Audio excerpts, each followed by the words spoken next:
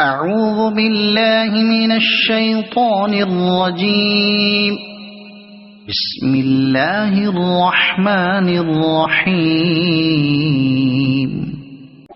ولقد أرسلنا إلى أمم من قبلك فأخذناهم بالبأساء والضراء لعلهم يتضرعون فلولا إذ جاءهم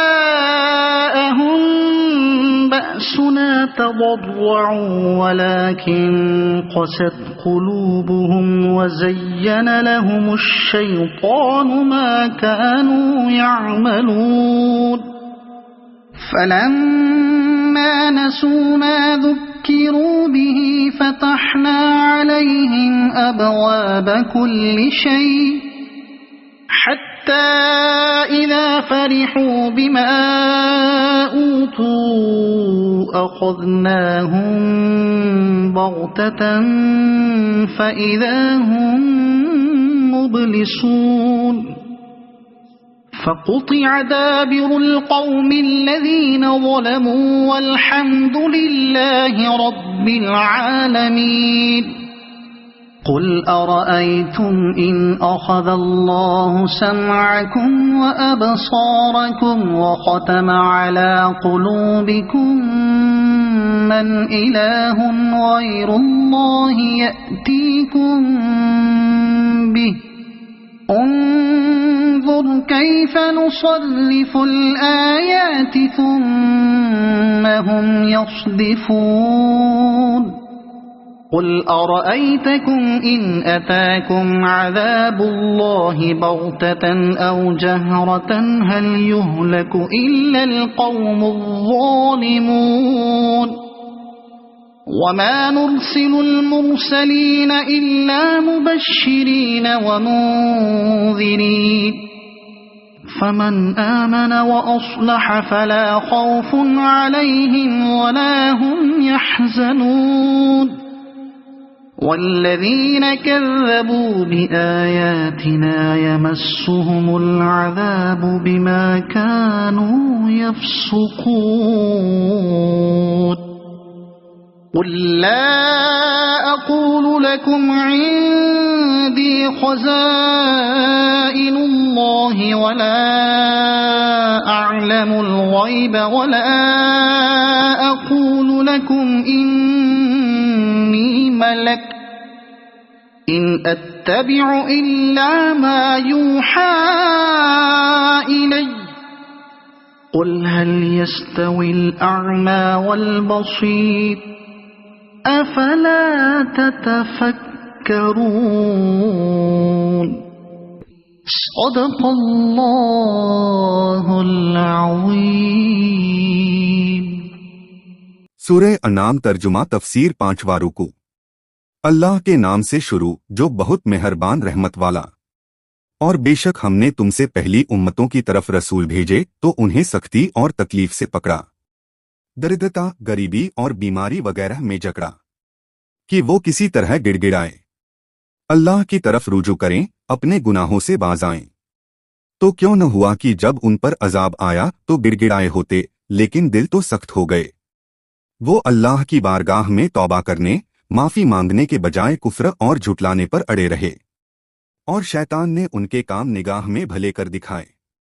پھر جب انہوں نے بھلا دیا جو نصیحتیں ان کو کی گئی تھیں، اور وہ کسی طرح نصیحت لینے کو تیار نہ ہوئے، نہ پیش آئی مصیبتوں سے، نہ نبیوں کے اپدیشوں سے، ہم نے ان پر ہر چیز کے دروازے کھول دیے، صحت و سلامتی اور رزق میں بڑھوتری اور آرام وغیرہ کے، یہاں تک کہ جب خوش ہوئے اس پر جو انہیں ملا، اور اپنے آپ کو اس کا حقدار سمجھنے اور قارون کی طرح گھمنڈ کرنے لگے، تو ہم نے اچانک انہیں پکڑ لیا اور عذاب میں جکڑا. اب وہ آس ٹوٹے رہ گئے تو جڑ کاٹ دی گئی ظالموں کی، اور سب کے سب ہلاک کر دیے گئے، کوئی باقی نہ چھوڑا گیا. اور سب خوبیوں سراہا اللہ رب سارے سنسار کا. اس سے معلوم ہوا کہ گمراہوں، بے دینوں اور ظالموں کی ہلاکت اللہ تعالی کی نعمت ہے، इस पर शुक्र करना चाहिए। तुम फरमाओ भला बताओ तो अगर अल्लाह तुम्हारे कान और आंख ले ले और तुम्हारे दिलों पर मुहर कर दे और इल्म व मारिफत का निजाम दरहम बरहम हो जाए, तो अल्लाह के सिवा कौन खुदा है कि तुम्हें यह चीज ला दे? इसका जवाब यही है कि कोई नहीं। तो अब तौहीद यानी अल्लाह के एक होने पर दलील कायम हो गई कि जब अल्लाह के सिवा कोई इतनी कुदरत और अधिकार वाला नहीं तो इबादत का हकदार सिर्फ वही है। और शिर्क बहुत बुरा जुल्म और जुर्म है। देखो हम किस किस रंग से आयतें बयान करते हैं, फिर वो मुंह फेर लेते हैं। तुम फरमाओ भला बताओ तो अगर तुम पर अल्लाह का अजाब आए अचानक, जिसके निशान और चिन्ह पहले से मालूम न हो, या खुल्लम खुल्ला आंखों देखते, तो कौन तबाह होगा सिवा जालिमों के, यानी काफिरों के, कि उन्होंने अपनी जानों पर जुल्म किया और यह हलाकत उनके हक में अजाब है। और हम नहीं भेजते रसूलों को मगर खुशी और डर सुनाते, ईमानदारों को जन्नत व सवाब की बशारतें देते और काफिरों को जहन्नम व अजाब से डराते। तो जो ईमान लाए और सवरे नेक अमल करें, उनको न कुछ डर न कुछ गम, और जिन्होंने हमारी आयतें झुटलाई उन्हें अजाब पहुंचेगा बदला उनकी बेहुक्मी का। तुम फरमा दो मैं तुमसे नहीं कहता कि मेरे पास अल्लाह के खजाने हैं, और न यह कहूं कि मैं आप गैब जान लेता हूं, और न तुमसे यह कहूं कि मैं फरिश्ता हूं। काफिरों का तरीका था कि वो सैयदे आलम सल्लल्लाहु अलैहि वसल्लम से तरह तरह के सवाल किया करते थे। कभी कहते कि आप रसूल हैं तो हमें बहुत सी दौलत और माल दीजिए कि हम कभी मोहताज न हों, हमारे लिए पहाड़ों को सोना कर दीजिए। कभी कहते कि पिछली और आगे की खबरें सुनाइए और हमें हमारे भविष्य की खबर दीजिए, क्या क्या होगा, ताकि हम मुनाफा हासिल करें और नुकसान से बचने के लिए पहले से प्रबंध कर लें। कभी कहते हमें कयामत का वक्त बताइए कब आएगी। कभी कहते आप कैसे रसूल हैं जो खाते पीते भी हैं, निकाह भी करते हैं। उनकी इन तमाम बातों का इस आयत में जवाब दिया गया कि यह कलाम निहायत बेमहल और जहालत का है, क्योंकि जो व्यक्ति किसी बात का दावा करे उससे वही बातें पूछी जा सकती हैं जो उसके दावे से संबंधित हों। गैर जरूरी बातों का पूछना और उनको उस दावे के खिलाफ तर्क बनाना अत्यंत दर्जे की जहालत और अज्ञानता है। इसलिए इरशाद हुआ कि आप फरमा दीजिए कि मेरा दावा यह तो नहीं कि मेरे पास अल्लाह के खजाने हैं जो तुम मुझसे माल दौलत का सवाल करो और उसकी तरफ तवज्जह न करूं तो नबुव्वत का इनकार कर दो।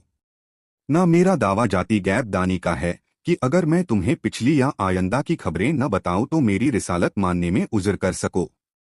न मैंने फरिश्ता होने का दावा किया है कि खाना पीना निकाह करना ऐतिराज की बात हो। तो जिन चीजों का दावा ही नहीं किया उनका सवाल बेमहल और उसका जवाब देना मुझ पर लाजिम नहीं। मेरा दावा नबुव्वत और रिसालत का है, और जब उस पर जबरदस्त दलीलें और मजबूत प्रमाण कायम हो चुके तो गैर मुतल्लिक बातें पेश करना क्या मानी रखता है। इससे साफ स्पष्ट हो गया कि इस आयत को सैयदे आलम सल्लल्लाहु अलैहि वसल्लम के गैब पर सूचित किए जाने की नफी के लिए तर्क बनाना ऐसा ही बेमहल है जैसा काफिरों का इन सवालों को नबुव्वत के इनकार की दस्तावेज बनाना बेमहल था।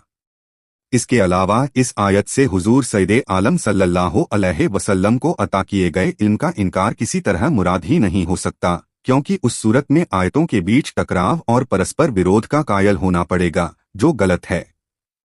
मुफस्सिरों का यह भी कहना है कि हुजूर का ला अकूलो लकुम फरमाना विनम्रता के रूप में है। खाजिन, मदारिक व जुमल वगैरह, मैं तो उसी का ताबे अधीन हूं जो मुझे वही आती है, और यही नबी का काम है। तो मैं तुम्हें वही दूंगा जिसकी मुझे इजाजत होगी, वही करूंगा जिसका मुझे हुक्म मिला हो। तुम फरमाओ क्या बराबर हो जाएंगे अंधे और अंखियारे, मोमिन व काफिर, आलिम व जाहिल? तो क्या तुम गौर नहीं करते? अल्लाह अज्जव जल्ला ने सच फरमाया। तर्जुमा और तफसीर कंजुल ईमान। अल्लाह की बारगाह में दुआ है कि अल्लाह अज्जव जल्ला हम सभी को कुरान और इस्लाम के मुताबिक जिंदगी गुजारने की तौफीक अता फरमाए। आमीन। और कोशिश कीजिएगा कुरान शरीफ को समझने की। वीडियो को सवाब की नीयत से आगे शेयर करें ताकि कयामत तक सदकाए जारिया का सवाब आपको भी मिलता रहे और ये आपके और मेरे, हम सभी के नजात का जरिया बने। कुरान शरीफ की और ज्यादा मालूमात के लिए हमारे चैनल नसीम वॉइस सरखेज को सब्सक्राइब जरूर करें। इंशा अल्लाह मिलते हैं अगले वीडियो में। अल्लाह हाफिज।